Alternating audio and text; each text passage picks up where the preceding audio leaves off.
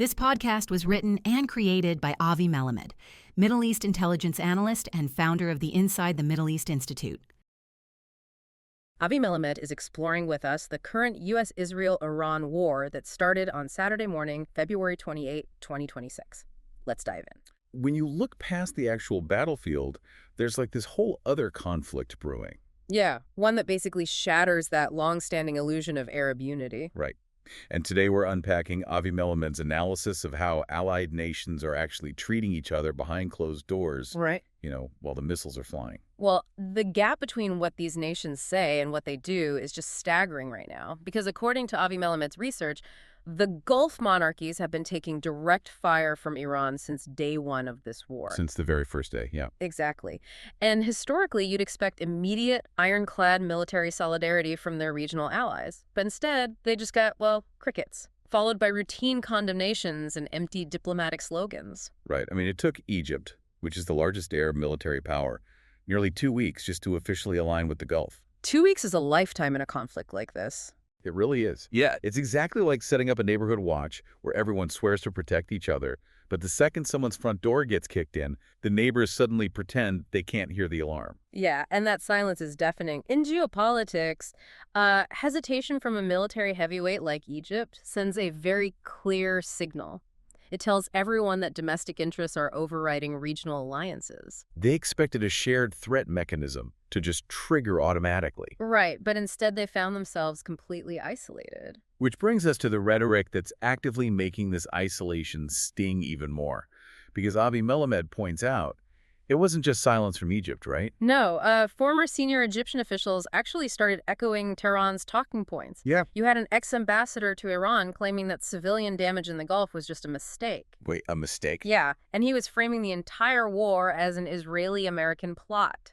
I mean, you really have to wonder, how on earth does a former official of a major allied state mirror an adversary's propaganda so closely without getting a massive reprimand from his own government? Exactly. And the public absolutely noticed that lack of a reprimand. It triggered this massive proxy war on social media.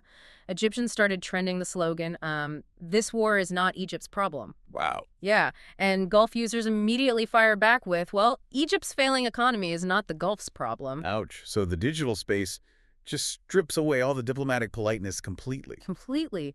And this digital brawl got so intense that prominent opinion leaders had to step in. Avi Melamed highlights Saudi commentators like Abdulrahman al-Rashed, who directly dismantled that whole Israeli-American plot narrative. Right. He pointed out the reality that half the Arab world lives under a constant Iranian threat. Yes, and argued that these conspiracy theories are basically just a smokescreen to cover up the embarrassing inaction of Arab states. And there was also Kuwaiti columnist Khalid al-Tara, right? He blamed this inaction on an outdated pan-Arab ideology. He did, yeah. But wait. I struggle to buy that this is just about some old philosophy, Yeah. For you listening, Pan-Arabism is that mid-20th century idea championed by Egypt that all Arab nations should unite politically. Mm-hmm. But is relying on that really a genuine philosophical blind spot today? Or just a highly convenient political shield to avoid sending troops into a meat grinder? It is almost certainly the latter. By framing the current war as an external imperialist conspiracy, an American or Israeli plot, these states can justify staying out of it. Right. It allows them to avoid the high-stakes military risks without openly admitting they are abandoning their allies.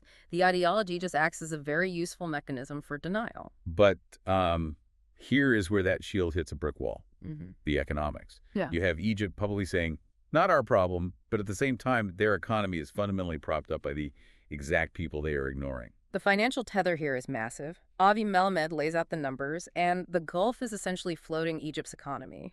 We're talking about a $25 billion tourism deal from the UAE. That's huge. Yeah. Plus, $3.5 billion in emergency aid from Qatar, endless Saudi loans, and millions of Egyptian expats sending paychecks home from the Gulf. So to put that in perspective for you, that isn't just a friendly care package. Imagine paying your neighbor's mortgage, covering their groceries, and then when your house catches fire, they refuse to call the fire department. That stark contrast must feel incredibly abrasive to the Gulf monarchies. It really must. It does, and they aren't going to forget it. Avi Melamed summarizes this perfectly with an old Arab proverb.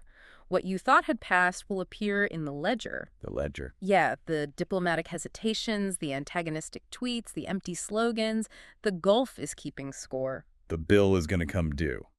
Which leaves a fascinating and maybe slightly terrifying question for you to ponder. The Gulf states are keeping a ledger, right? So when they finally decide to call in those debts and cut the economic cord, we have to ask, if that crashes the economies of their allied neighbors, does that create a brand new, catastrophic security vacuum right on the Gulf's own doorstep? This podcast is made possible by supporters like you. ITME is an independent nonprofit institute committed to apolitical, intelligence-based Middle East education.